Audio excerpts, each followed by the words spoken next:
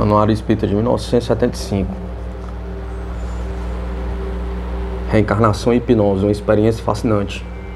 Um dentista de Londres, Dr. Leonard Wilder, começou a tornar-se muito discutido nas rodas artísticas da cidade, e sua fama extrapolou-se depressa também nos meios científicos, que rapidamente chegou aos ouvidos dos estudiosos e apreciadores do sobrenatural. No fim do mês passado, o Dr. Wilder, com todas as honras de estilo, era convidado especial numa palestra muito concorrida, promovida pelo Ghost Club de Londres. Tudo o que ele disse foi cuidadosamente gravado e anotado. Após a palestra, pediram-lhe que fizesse outra, desta vez, se possível, reforçando a conferência com experiências. Wilder concordou e este mês apresentará perante os curiosos e maravilhados membros do Ghost Club experiências ao vivo ou provas científicas de suas experiências no consultório. Mas não foi por suas artes odontológicas que o Dr. Leonard Wilder se tornou famoso em Londres. Embora seja também considerado um ótimo cirurgião dentista, o que lhe valeu o convite do Ghost Club e o interesse de muita gente culta e esclarecida foram suas experiências com hipnose. Não que a hipnose seja coisa nova ou uma descoberta pessoal do Dr. Wilder. Pelo contrário, no mundo ocidental essa prática é usada já há pelo menos 150 anos, tendo hoje em dia um aproveitamento mais ou menos amplo da medicina, psiquiatria, odontologia e outras ciências. Ele mesmo diz: não sei se se trata de reencarnação, na verdade não sei, como imagino que ninguém possa dizer com absoluta certeza do que se trata, mas o fato é que com uma super regressão conseguimos esse estranhíssimo fenômeno, que é o de o paciente começar a falar com voz, às vezes língua e quase sempre personalidades muito diferentes das suas próprias, dizendo situar-se num outro período de tempo, às vezes bem remoto,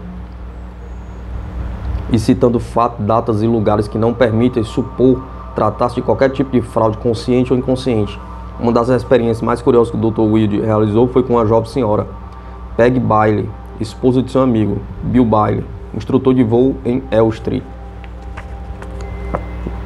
O próprio Leonard Wilder narra a experiência que foi gravada em fita e apresentada na conferência do Ghost Club. Peg veio-me porque, como já nos conhecíamos há algum tempo, eu vou muito à casa deles. Ela e Bill sabiam que eu faço hipnose, e como ela tinha sofrido um grave acidente de automóvel, ficara bastante traumatizada e perdera completamente a confiança em si para dirigir. Recusava-se até mesmo a entrar num carro, então achou que com a hipnose conseguiria resolver seu problema. Bem, começamos a sessão e eu lhe fiz a clássica regressão de idade. Regressão de idade é uma técnica pela qual, através da hipnose, o paciente em transe, geralmente profundo, é solicitado a lembrar-se de períodos anteriores de sua vida. Essas informações esquecidas para o consciente estão, porém, perfeitamente guardadas na memória, e é o inconsciente que fala, então, com clareza espantosa, relembrando tudo o que aconteceu. A regressão faz o indivíduo comportar-se, falar e agir durante o transe, segundo as características das idades que vão sendo sucessivamente evocadas. Um dos pacientes, o Dr. Wilder, solicitando a evocar e a viver seu primeiro ano de vida, falava com uma voz infantil, articulando toscamente sílabas esparsas, desconexas de men. Um ensaio para mamãe, money ou money, e me, enfim, o tradicional gugu do bebê de 1 ano. E quando o Dr. Wilder lhe perguntou onde ele estava, o paciente respondeu: no meu bercinho.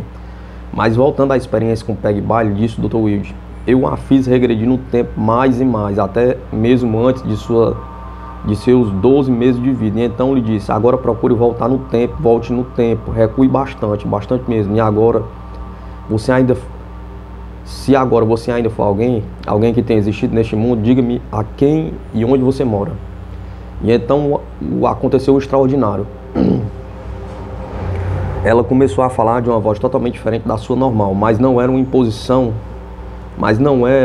uma impostação diferente, ou um tom diferente mesmo, imposto à voz de Peg. Era outra voz. Ela falava também o que a princípio me parecia uma língua estrangeira, uma língua que guardava com o inglês uma relação como a do espanhol para o português, ou a forma arcaica de uma língua neolatino ou anglo-germânica em relação à forma atual. E então disse ser Sally Fraser, habitante de Devon, e está no século XV. e então reconheci a língua que ela falava. Não era uma língua estrangeira, mas sim uma forma arcaica de inglês, acrescida ainda do sotaque das expressões características peculiares da região de Denver, no século XV, algo como um dialeto. Um silêncio à morte. Continuando sua narrativa, o Dr. Wilde conta: então fiz Peggy ou Sally Fraser reviver diversas idades daquela personalidade estranha que dizia ter vivido em Denver no século XV. Ela respondeu às solicitações como um paciente comum, uma regressão normal. Responde. Daí sugeri que ela revivesse sua idade de 68 anos. Houve um silêncio, como um branco total e absoluto. Compreendi que Sally Fraser, dizia ter morrido antes dos 68 anos e fomos para um período anterior. Daí avançamos ano a ano até que chegamos no dia em que Sally Fraser, já se encontrava em seu leito de morte. Peggy ou Sally reviveu com espanto fantástico e arrepiante realismo aqueles instantes finais. O Dr. Wilde, ele mesmo, a princípio cético a respeito de suas experiências ou de resultados delas, não se deixou levar pela fascinação do tema ou pela teatralidade da coisa, já tendo gravado em fita a primeira sessão com Peggy Bailey. Realizou depois, algum tempo, uma outra. Nessa segunda sessão, estava presente o marido de Peggy, Billy Bailey, que a princípio também se mostrava cético, e o depoimento a seguir é de Billy Bailey. Leonard nunca abandonou o rigor do experimento científico, gravou também a segunda experiência, e tendo estudado minuciosamente, demoradamente a primeira fita, preparou uma longa série de perguntas e testes, enfim, cheques, que poderiam desbaratar qualquer possível armadilha ou fraude inconsciente. Ele perguntou a Peggy, ou melhor, a Sally Fraser, coisas, nomes, datas e lugares com base na primeira gravação, e foi espantoso como ela respondeu às perguntas com exatidão e sem titubear.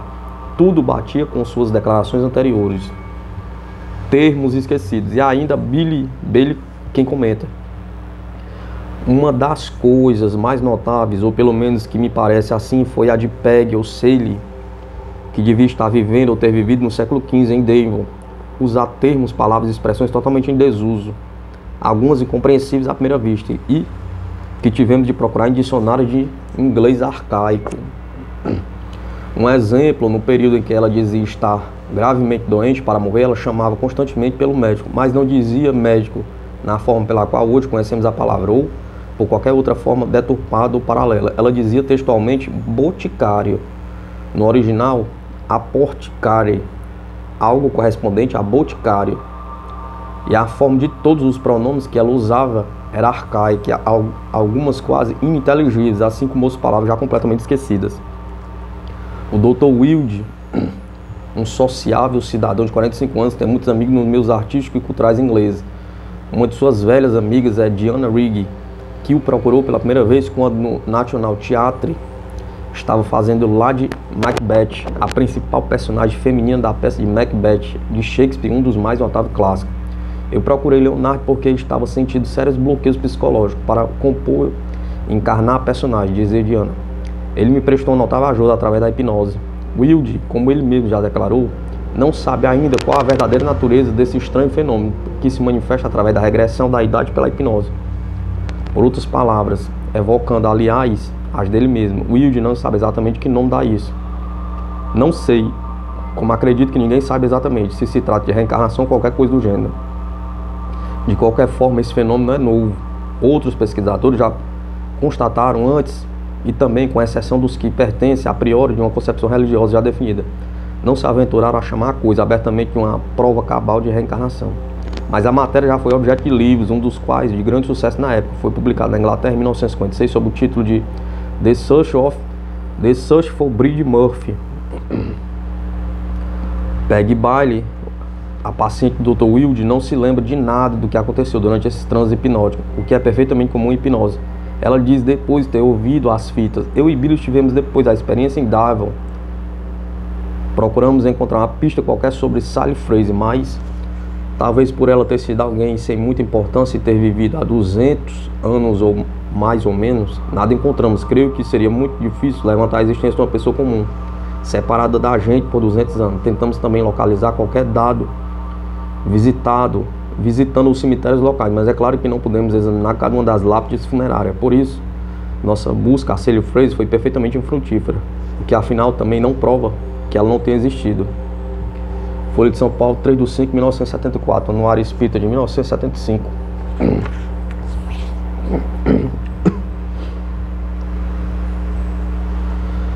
Santa Clara, a primeira mulher, a primeira telespectadora do mundo, em pleno século XIII. Quarta-feira passada, Tatiana Belinsky me dizia no clubinho, Clube dos Artistas e Amigos da Arte, que Santa Clara seria a padroeira da televisão. Apesar de católica, apostólica, romana, não sei muito de santos. Aliás, a esta altura da minha vida, que não é muito longa também não vi nada curta, pastichando Machado de Assis. E a esta altura de minha vida, o que sei é que sei de muito pouca coisa. Uma das pouquíssimas coisas que sei é que sei de amar amigos. Esta ciência da amizade eu tenho, e que ninguém vem me contestar. Mas vamos falar de Santa Clara, que é louvada em seu dia 12 de agosto. Então proponho que se faça, dia 12 de agosto, dia da televisão, os astros mandam nos nomes mesmo. Os astros mandam nos homens mesmo, posto que nesse dia nasceu Júlio Gouveia, homem que durante muito tempo deixou sua medicina para se dedicar à TV e prestou inestimável serviço à cultura, inclusive levando às nossas casas Monteiro Lobato em linguagem televisada. Voltemos a Santa Clara, doce volta, doce santa. Porque um santo padre a teria destinado a proteger a televisão, nossa de cada dia, pergunta. Segundo informe da própria Tatiana, a santa foi a primeira telespectadora do mundo. Telespectadora sem televisão, mais poder de santidade serve nessas ocasiões. Clara estava doente, não podia assistir ao santo sacrifício da missa. O muito amado São Francisco de Assis, jamais assaz, louvado por seus dotes de santidade e humanidade, celebrava a missa. E Santa Clara, à distância, viu num retângulo toda a celebração do ofício divino. Viu e participou, e tenho que comungou. Mas sabia ela, ou saberia, que os anos rolariam numa caudal de rio destinada a um dia, e um dia o seu particular milagre seria milagre para todos? Maravilhosa coisa é a vida, maravilhosa coisa é o mundo. Folha de São Paulo, 8/6/1974. Santa Clara.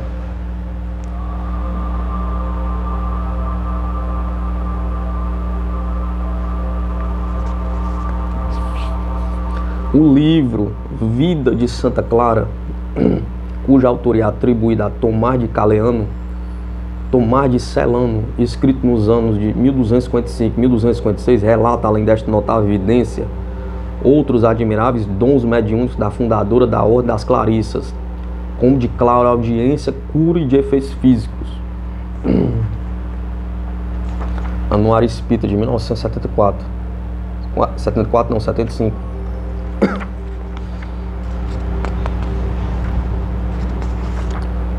Em Hong Kong, exorcismo contra os maus espíritos. As autoridades britânicas de Hong Kong solicitaram a ajuda de exorcistas para enfraquecer os espíritos que estariam infestando edifícios públicos, bancos e ministérios. As manifestações espectrais multiplicaram nos últimos tempos, justamente em edifícios ocupados pela administração pública. A maioria dos empregados, como dos moradores em geral, é formada em Hong Kong por chineses, crentes e irredutíveis numa fantástica variedade de superstições. Promoveu-se, portanto, uma aliança entre autoridades e exorcistas. Começou-se nos escritórios do Ministério dos Transportes, situado nos andares superiores de um arranha-céu, o Murray Building, em grande parte destinado a parque de estacionamento, o único lugar onde era possível encontrar lugar nas horas de maior congestionamento, justamente por haver se espalhado boatos que automóveis eram tirados de seus lugares, objetos eram movidos nos escritórios, a sensação da presença de espíritos denunciado por muitos empregados.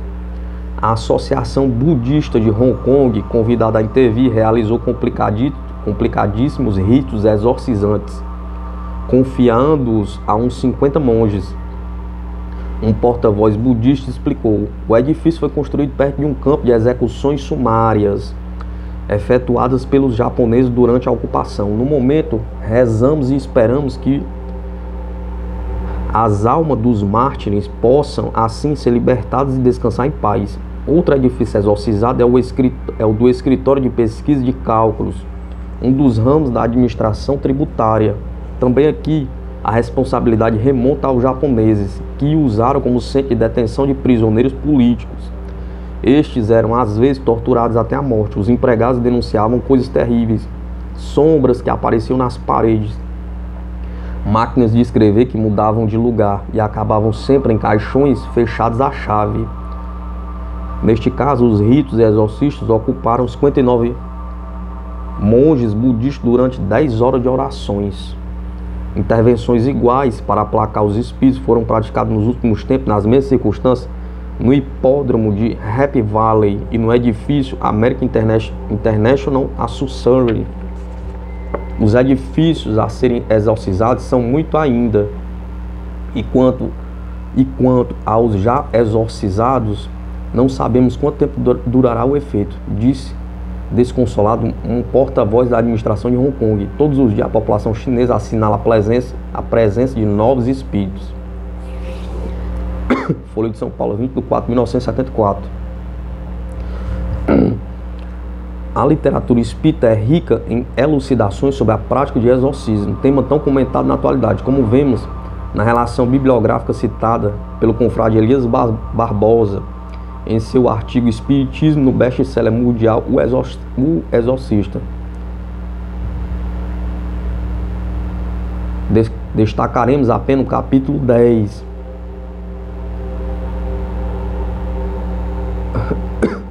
De O Livro dos Médios de Allan Kardec, intitulado Dos Lugares Assombrados, em que esclarece com pormenores os fatos verificados em Hong Kong. Anuário Espírita de 1975. Cientistas constatam mediunidade de Kuala Gina. O psiquiatra norte-americano Montague Ullman, do corpo diretivo da Society for Physical Research, em sua estada na Rússia, teve um encontro com outros famosos pesquisadores soviéticos, quando analisaram diversos fenômenos provindos da médium Nina Kolagina. Os cientistas constataram fatos extraordinários, como levitação, movimentação de objetos, trespasse de palitos de fósforo por entre o tampo da mesa, além de outras experiências. Enquanto havia a eclosão dos fenômenos, o Dr. Gennady Sergeyev, um dos mais caracterizados neurologistas russos, assinalava na média soviética suas ondulações eletrocefalográficas através de aparelhos de alta precisão. Reportagem de 17/11/73. Anuário Espírita de 1975.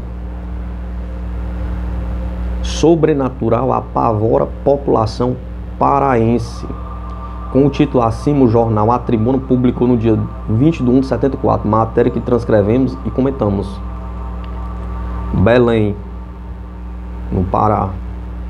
Os 3.500 moradores do conjunto habitacional Presidente Médici, no bairro de Marabaia, estão apavorados com a misteriosa chuva de pedras que vem ocorrendo com frequência na região, já tendo motivado investigações da polícia, inclusive do Exército. Muitos moradores já estão se mudando do lugar com medo dos fantasmas. Para a grande maioria dos moradores do conjunto, a misteriosa chuva de pedras é atribuída a uma alma penada. Já surgiu até a história de que, na Rua da Mata, onde as pedras caem com maior intensidade, um padre foi visto muitas vezes durante a construção do conjunto. Várias casas já tiveram seus telhados destruídos pelas pedras, que aparecem não se sabe de onde. O fenômeno começou a ser registrado em 1972, por ocasião do início da construção do conjunto habitacional Presidente Mendes. Com isso, muitos pretendentes desistiram de adquirir casa no local. As pedras, porém, continuaram caindo, sem que alguém descobrisse a causa. Um padre esteve lá e benzeu as casas. Também foram realizadas sessões espíritas e, com tudo isso, as pedras sumiram. Agora, porém, voltaram as chuvas de pedras com maior intensidade. A polícia voltou a investigar com a ajuda dos moradores, sem sucesso. Notou-se, porém, que a casa mais atingida era a da senhora Marilene Oliveira, mulher do sargento do Exército Senival Oliveira, que estava servindo no interior do estado. E fato interessante, as pedras caem em qualquer casa em que ela esteja. Para a compreensão desse fato, é indispensável a leitura do capítulo 5 do Livro dos Médios, que trata das manifestações físicas e espontâneas. Há inclusive a narração e a conversa com o espírito provocador de chuvas de pedras na rua de Noyers, em Paris, caso que também está narrado na Revista Espírita de agosto de 1860. Por princípio, sabe-se que as entidades que provocam tais fenômenos são de grau ainda inferior, na maioria das vezes, para se divertir. É ponto pacífico que nada ocorre sem um concurso de um médium, mesmo que esteja inconsciente, fornecendo fluidos que os espíritos manipulam para produzir os efeitos que desejam. A maior solução indicada nas páginas de O Livro dos Médiuns é o médium assenhorar-se de suas faculdades, disciplinando-as e, por um trabalho sério, induzir a extinguir sua intenção, que muitas vezes causa danos materiais e prejuízos a pessoas menos instruídas sobre o fenômeno. Para isto, muito auxilia a moralização e a prece, que são os melhores instrumentos para a atração dos bons espíritos e auxílio aos que ainda estagiam na ignorância. Evocado numa sessão mediúnica, O Livro dos Médiuns, Kardec, o espírito da Rua de Noia tinha se expressado em certo trecho no diálogo. Qual a pessoa que te serviu de instrumento? Pergunta. Uma criada. Era meu agrado seu que ela te auxiliava? Era mau grado seu que ela te auxiliava? Pergunta. Assim, pobre, era a que mais medo tinha. Procedias assim com algum propósito hostil? Pergunta. Eu não. Nenhum propósito hostil me animava, mas os homens que de tudo se apoderam farão que os fatos respondem em seu proveito. Que quer dizer com isso? Pergunta. Não compreendemos. Eu só cuidava de me divertir. Vós outros, porém, estudareis a coisa e tereis mais um fato para mostrar que nós existimos. Espiritismo e Unificação, Santo São Paulo, janeiro de 1974. Anuário Espírita, 1975.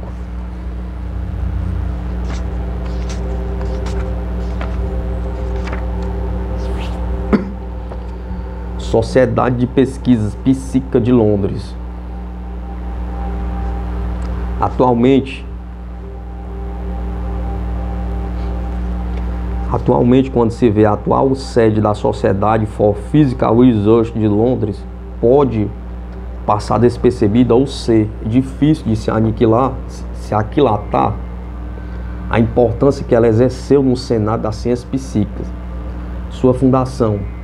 Nos últimos 30 anos do século passado, cresceu o interesse dos homens de ciência pelos fenômenos mediúnicos.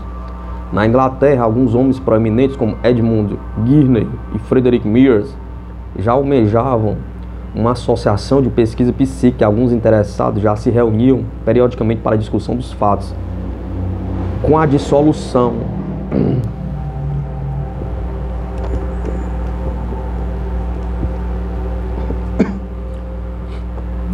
dissolução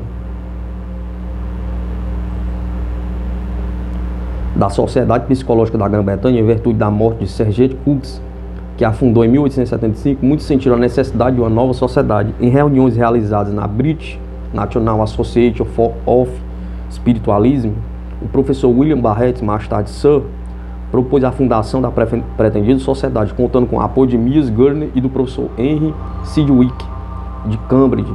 Corria o mês de janeiro de 1882, e em 29 de fevereiro de 1882, foi instalada a Society for Physical Research. Com seu primeiro presidente foi escolhido o professor Sidgwick, e entre os vice-presidentes figurava o reverendo Stanton Moses. Na lista inicial, publicada em outubro de 1882, figuravam 102 membros e a grande maioria, 68%, eram espiritualistas. Espiritualista, na Inglaterra, equivale ao termo espírita. O primeiro secretário, o tesoureiro, metade dos vice-presidentes e membros de 4 das 6 comissões originais das pesquisas eram espiritualistas.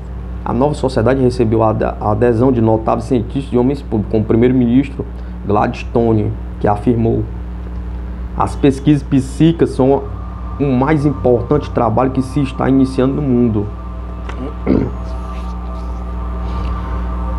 Objetivos. O propósito da Sociedade Britânica de Pesquisa Psíquica foi realizar investigações sistemáticas de certos fenômenos que apareciam ser inexplicáveis ou reconhecidos como hipóteses. Entre as atividades iniciais, houve uma experimentação com transmissão do pensamento e a viagem à Índia do Dr. Richard Rudgiston, com os objetivos de estudar supostos milagres. Até hoje, como campo de trabalho, a sociedade se dedica principalmente aos estudos sobre todas as formas de conhecimento paranormal, escrita automática, manifestações psicofônicas, de efeito físico, etc. Atividades. Já no início de seus trabalhos, a Sociedade Britânica de Pesquisa Psíquica se caracterizou pelo rigor na análise dos fenômenos e mesmo intransigência, gerando descontentamento e afastamento de muitos membros favoráveis ao espiritualismo. C. Oliver Ludwig, um dos membros da sociedade, considerado como um dos líderes das pesquisas psíquicas, assim comentou este procedimento. Ela tem sido chamada de sociedade para a supressão dos fatos, para a imputação geral de impostura, para o desencorajamento dos sensitivos e o repúdio de toda a revelação daquela espécie que desce das regiões da luz. Com o tempo, um a um, os líderes da Sociedade Britânica para Fenômenos Psíquicos foram aceitando as explicações espíritas para os fenômenos. A Sociedade Londrina deixou notáveis contribuições nas pesquisas que empreendeu com médios de porte como Daniel Douglas Hume, Eusapia Palladino, Will Ruth Schneider, Stanislawa Tom Kinski, Gladys Osborne, Leonard e notadamente Leonora Papi. Os resultados das reuniões e pesquisas foram publicados no Proceedings, que se tornaram riquíssimo repositório de fatos mediúnicos, que a partir desses registros saíram livros importantes como Fantasmas dos Vivos, de autoria de Marys, Gurney e Podmore, consubstanciando-se em 10 anos de estudo a obra Mr. Papi and Sociedade Britânica Psíquica, de Mr. Sage. Daniel Hume, médium famoso.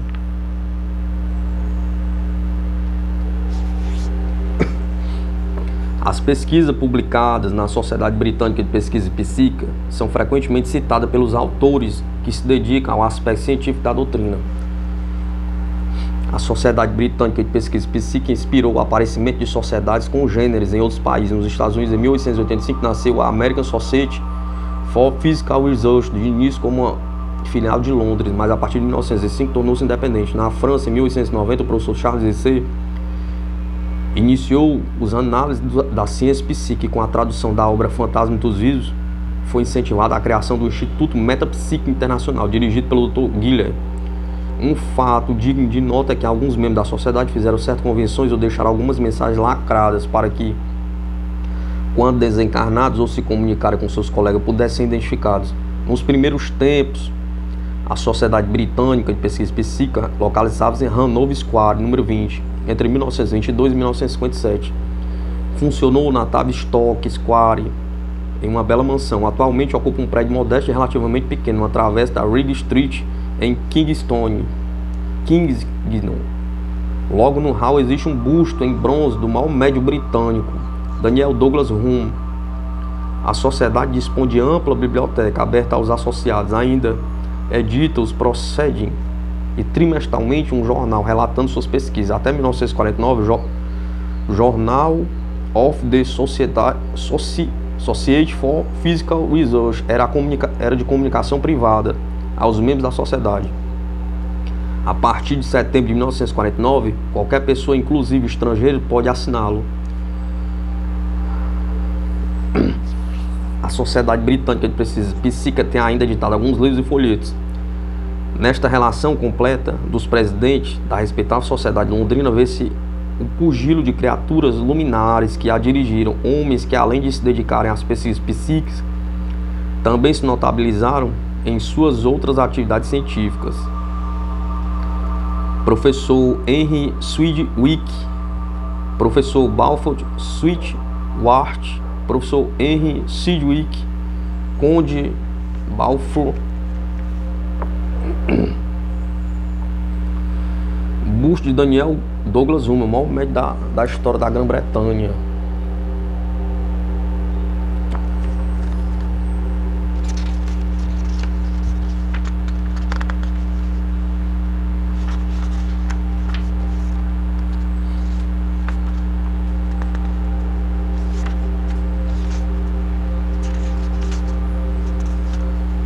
Anuário Espírita de 1975. O célebre cientista Richer é homenageado pela Suécia. Charles Richer nasceu em 26 de agosto de 1850, desencarnou em 1935 em Paris. Era médico e fisiologista, foi catedrático de fisiologia da Faculdade de Paris e membro honorário da Academia de Medicina. Realizou notáveis trabalhos no campo dos fenômenos de anafilaxia, pesquisou o mecanismo do calor animal, a respiração, a fisiologia do sistema nervoso e muscular, etc. Mereceu o Prêmio Nobel de Fisiologia de Medicina em 1913. Charles Richer.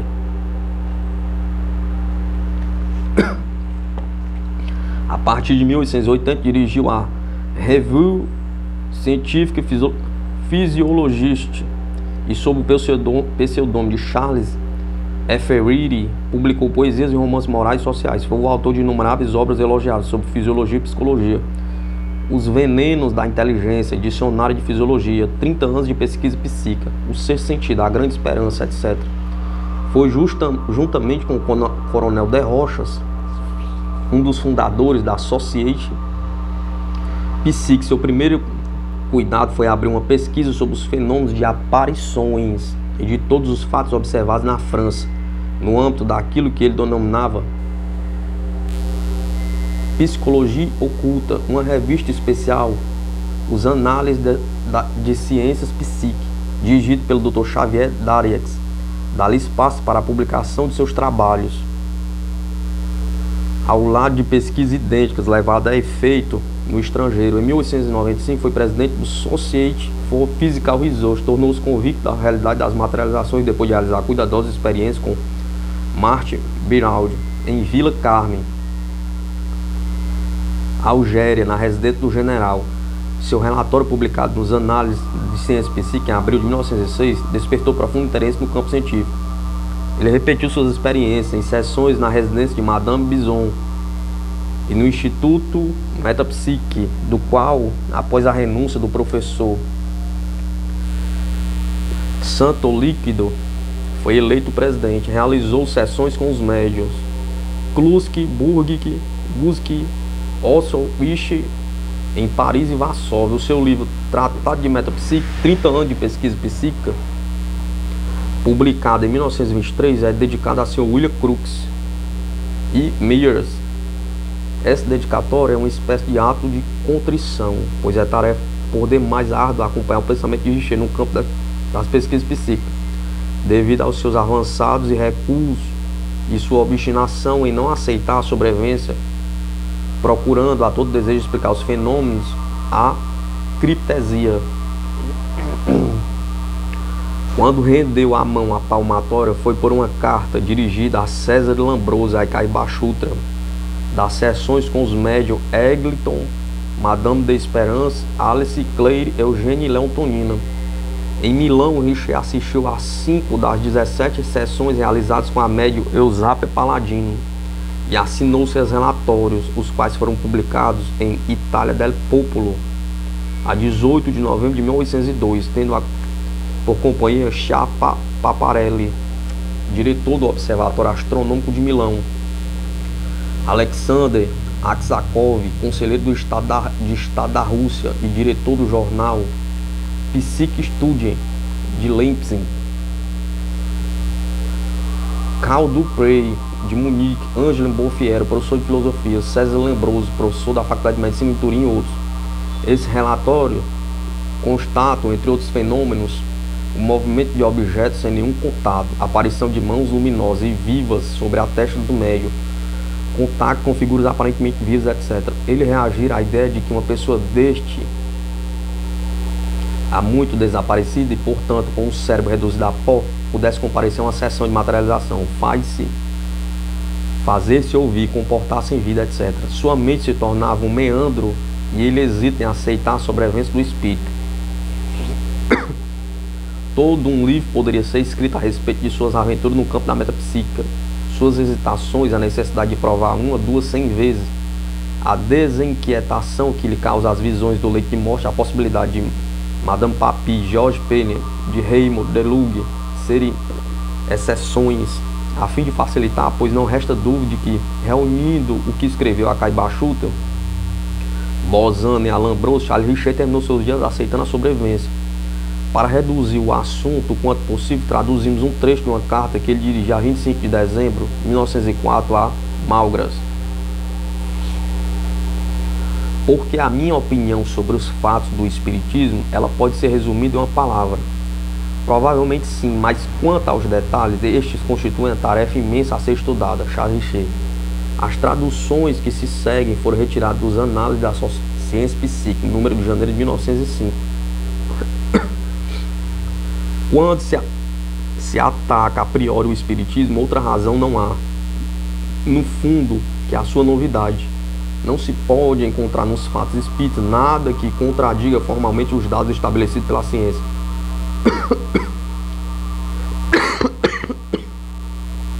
Escolhamos entre os inumeráveis fatos mencionados pelos espíritas o mais extraordinário. Por exemplo, uma aparição, uma materialização. Um exemplo clássico será o de Kate King, investigada por Sr. William Crookes.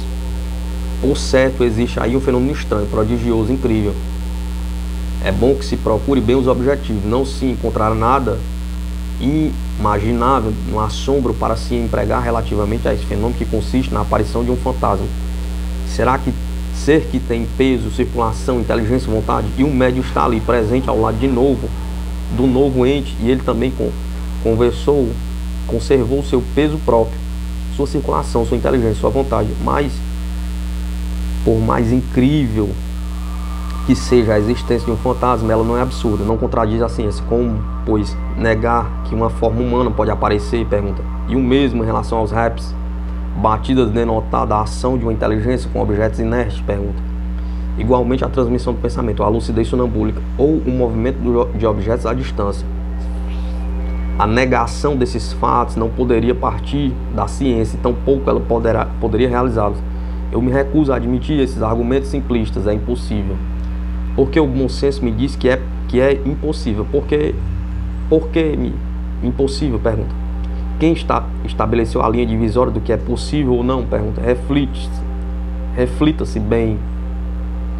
Todas as conquistas da ciência, da indústria, foram consideradas outrora como impossíveis. Assim, não há contradição entre ciência clássica e o fenômeno mesmo, o mais extraordinário do espiritismo. A ciência é tão inatacável quando estabelece os fatos, quanto é miseravelmente sujeita ao erro quando pretende estabelecer negações.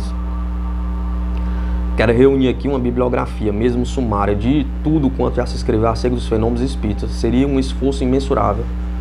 Publica-se anualmente sobre esse fenômeno mais ou menos 200 obras dignas de todo o crédito, tanto na França, Inglaterra, Estados Unidos, quanto na Alemanha e Itália. Que não poderíamos, sob pena de cometer revoltante injustiça, nos arrogarmos ao direito de empregar o desprezo ou o silêncio, porque deparamos tantos escritores que, depois de ter realizado experiência, refletido, estudado, julgado ser de seu dever confirmar publicamente o resultado de suas reflexões, de seus estudos? Pergunta. Além disso, que não tiveram o tempo gasto com superstições? Pergunta. Homens como Crookes, Wallace, Zollner, Lombroso, Moses, Arquisakov, Lutz, De Rochas, Guiber ter-se-iam entregue a um infecundo labor à irrealidade? Pergunta. Sábios de todos os países ter-se-iam perdido na confirmação de fatos errôneos, deixando-os enganar, lograr por vulgares impostores? Pergunta. Como explicar pela fraude ou pela credulidade, afirmando que estariam iludidas tantas pessoas honoráveis e cultas, e supor que passem horas e horas se iludindo com superstições? Pergunta. E isso com todas as cidades do mundo, em todas as classes sociais, com indivíduos de todas as idades, de todas as categorias? Pergunta.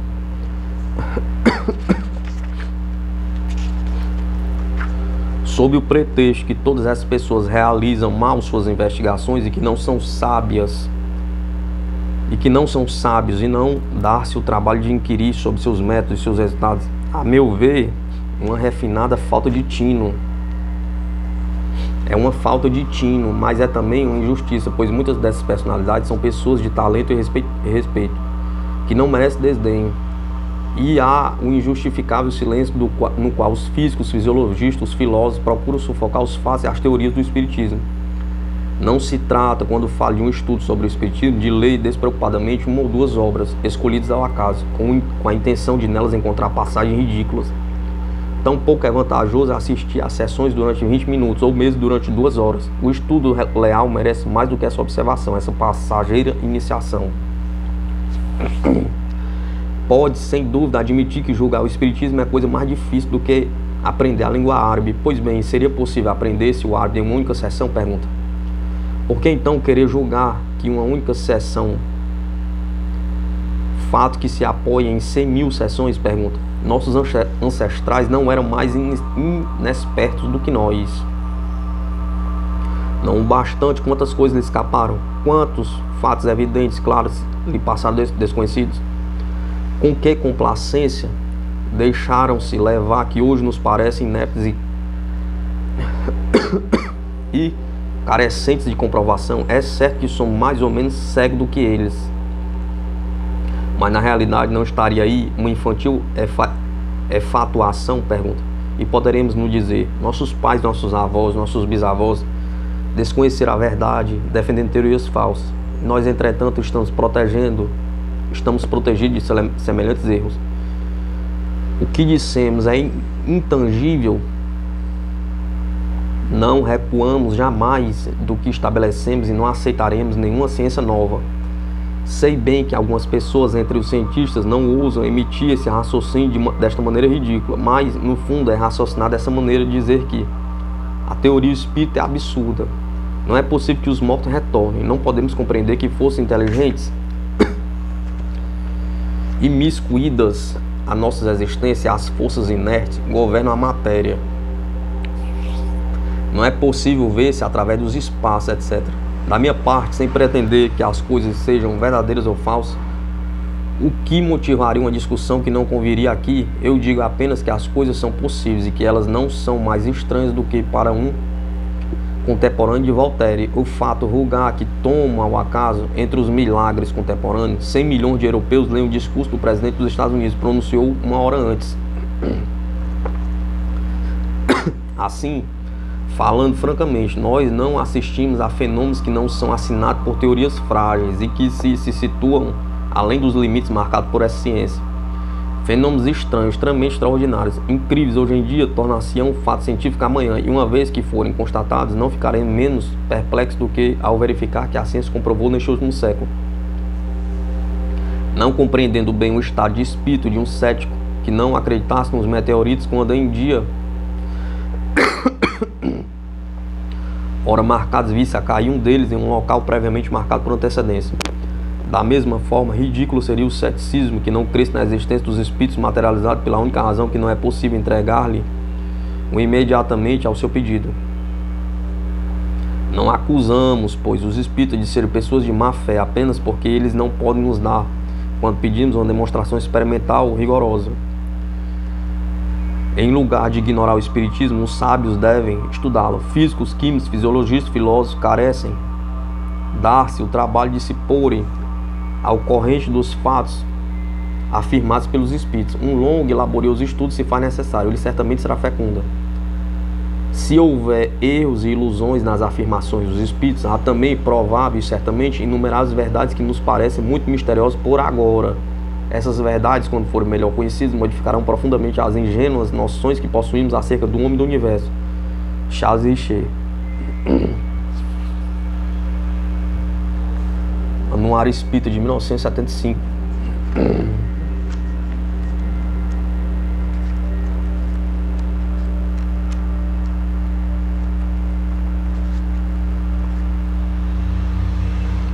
Anuário Espírita de 1975.